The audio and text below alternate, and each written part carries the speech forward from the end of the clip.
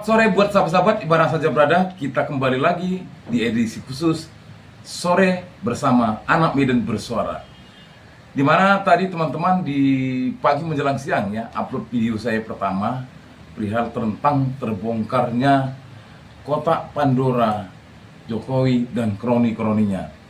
Begitu juga dilakukan pemberitahuan ketika saudara Rismon diundang di salah satu channel Madilog. Dengan gagah dan berani dia menantang mantan Kapolri dan begitu juga Krishna Mukti, termasuk Pak Jokowi, perihal tentang apa yang terjadi ketika ada masalah ataupun problem baik di kasus Pina Cirebon, kasus Sambo, bahkan kasus Jessica Wongso. Namun sore ini teman-teman, kita masih bahas apa yang diungkapkan lewat channel QNC, di mana seorang Rismon Sianipar berani belak-belakan dan berani menantang, bahkan membongkar apa yang sudah terjadi pada masa era kepemimpinan Pak Jokowi. Semakin panjanglah bahwasanya kebohongan serta hal-hal di luar nalar masyarakat yang selama ini tidak tahu menjadi tahu. Ayo kita bongkar teman-teman. Kita intro dulu.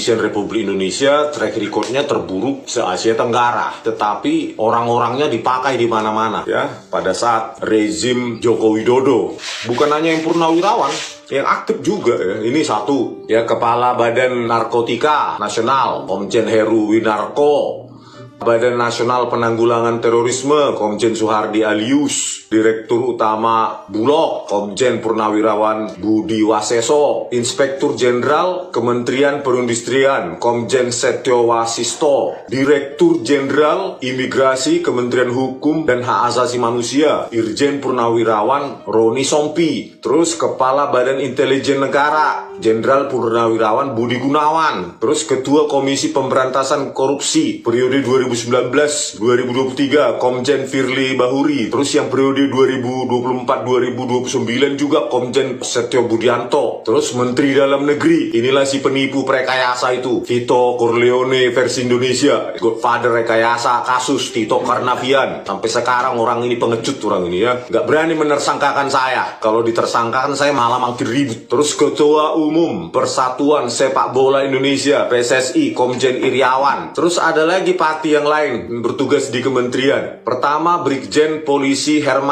staf ahli Menteri Bidang Hukum dan Reformasi Birokrasi. Terus yang kedua juga Brigjen Polisi Ratna Pristiana Mulya, Direktur Intelijen Keimigrasian. Terus Brigjen Polisi Anom Wibowo, Direktur Penyidikan dan Penyelesaian Sengketa. Terus ada Irjen Polisi Andri Wibowo, staf ahli Ideologi dan Konstitusi. Terus Irjen Polisi Victor Gustaf Manopo, Direktur Jenderal Pengelolaan Ruang Laut Kementerian Kelautan dan Perikanan (KKP). Banyak kali ya, ini yang kedapatan nih. Terus Irjen Polisi Lotaria Latif, Direktur Jenderal Perikanan Kementerian Kelautan dan Perikanan (KKP). Terus Komjen Tomsi Tohir Balau, Inspektur Jenderal Kementerian Dalam Negeri. Komjen Polisi Rudi Herianto Adinugroho, Sekretaris Jenderal Kementerian Kelautan dan Perikanan. Wah, KKP ini semua isinya polisi ya. Terus sekarang ini Irjen Polisi Niko Afinta, Sekretaris Jenderal Kementerian Hukum dan HAM. Ini terkotor se-Asia Tenggara kok malah disebar-sebar. Menyebarkan penyakit lah, hama. Luar biasa, memang bukan Rismon namanya kalau tidak perkuak-kuak. Bayangkan teman-teman, dia membeberkan beberapa orang yang kita memang sudah tahu dan sudah duduk di bangku yang empuk, mendapat karpet merah. Ternyata sebegitu kuat kekuatannya mantan presiden yang ke-7. Oh, ternyata begitu ya. Bagaimana pendapat para subscriber, para pemirsa, para penonton dengan pembeberan beberapa nama yang sudah sama-sama kita kenal, bahkan mereka masih duduk di jabatan pejabat publik. Luar biasa, tepuk tangan. Begitu beraninya saudara Rismon membongkar dan memberitahukan secara lantang dan kuat. Kalau dilihat dari volume vokalnya, ini bisa menjadi vokal yang paling kuat. Namun, teman-teman, apakah dia bisa sendiri untuk mengungkapkan ini? Kalau tanpa masyarakat yang mendukung, ataupun katakanlah yang peduli, baik lewat nyanyian, baik lewat puisi, baik lewat beberapa film-film, ataupun konten kreator seperti ini, kita jangan mau terlena oleh kebohongan-kebohongan yang selama ini kita lihat sendiri. Kita mari bersama-sama, bersama dengan orang-orang yang memang betul-betul menegakkan kebenaran. Bukan untuk meminta jabatan, bukan untuk meminta sesuatu, tapi demi bangsa Indonesia yang selama ini terkungkung oleh kebohongan-kebohongan. Bayangkan, para investor tidak akan mau masuk ketika kebohongan itu masih berlanjut. Semoga Pak Prabowo mau mengambil tindakan secara tahap bertahap agar institusi Polri bersih, baik kabar reskrimnya maupun hal-hal yang berhubungan dengan kebenaran. Saatnya kita harus berbenah diri, bukan berbenah diri di bidang ekonomi saja untuk bertumbuh, tapi bagaimana supaya masyarakat internasional tahu, dan begitu juga mereka yang mau menanam modal ke negara Republik Indonesia percaya total kepada kita. Bagaimana teman-teman?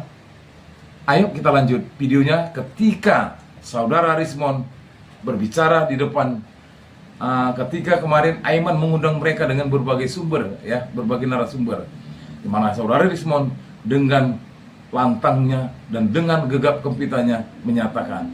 Kita tonton teman-teman videonya. Ketika menonton video ini ya, ketika Aiman memandu dan yang berbicara sahabat kita saudara Rismon Sianipar, saya ingat apa kata Rismon. Apabila seorang ahli forensik diketemukan dengan seorang ahli, katakanlah ahli ya, padahal masih anak ingusan lah, seorang ahli hukum, ini pasti tidak akan ketemu. Ini dia, seorang ahli hukum akan menyatakan pemberitahuannya lewat dalil-dalil hukum. Sementara teknologi lewat teknologi forensik, lewat apa keahlian yang mereka mungkin miliki. Jadi ini tidak bakal ketemu, ya, karena ini pasti seperti ini kan arogan namanya. Artinya dia tidak mau mendengar seorang ahli menelah dan meneliti apa yang sudah diketahui. Atau katakanlah seperti ketika pada waktu mereka diterima di UGM, mereka dipertunjukkan skripsi, ya. Bahkan Rismon Sianipar tadi mengatakan kalau skripsi tidak asli, tentu pasti ijazah juga kemungkinan. Jadi artinya teman-teman, disinilah peranan kita sebagai konten kreator yang memang sama-sama berjuang untuk membela kebenaran, membongkar kebohongan, melalui bersama-sama para teman-temanku yang mungkin sudah mendengar dan mungkin sudah subscribe di channel saya. Namun kali ini teman-teman, kita bongkar lagi bersama channel Ainus TV. Luar biasa memang ya, di depan publik, di depan mahasiswa, di depan para pakar, Kompolnas dan sebagainya, Rismon belak-belakan menyenggol Kapolri dan menantang. Begitu juga kabar reskrim digital forensik kemarin yang mengeluarkan bahwasanya identik asli yang dipertontonkan di pada waktu Barreskrim Polri menyampaikan hasil penyelidikan mereka. Namun teman-teman, kita lihat videonya ya. Coba kita cermati, itu dari Kompolnas sepertinya. Yang satu dari Peradi, ya pasti membela lah. Dari Kompolnas seakan-akan cuek, seakan-akan apa yang dikatakan oleh sahabat-sahabat kita Rismon Sianipar, seakan-akan dia nggak peduli, ya. Memang benarlah, namanya mereka juga Kompolnas. Tapi arti semua apa yang saya sampaikan ini teman-teman, di mana keberanian sahabat kita Rismon Sianipar yang sudah menantang, bahkan sudah mengatakan membongkar semua perihal Pina Cirebon, perihal Jessica Wongso, perihal KM50, dan mengenai juga perihal tentang Sambo. Luar biasa kan? Selama ini kita tidak tahu apa yang terjadi di Kabarisskrim atau di institusi Polri. Apalagi teman-teman, begitu banyak karpet merah yang sudah diberikan kepada mereka yang memang menguatkan kondisi kekuasaan Bapak Jokowi. Di balik semua itu teman-teman, mari kita doakan sahabat-sahabat kita para ketika mereka bersama-sama menyatu untuk membongkar kebohongan perihal tentang skripsi dan ijazah milik seorang mantan presiden.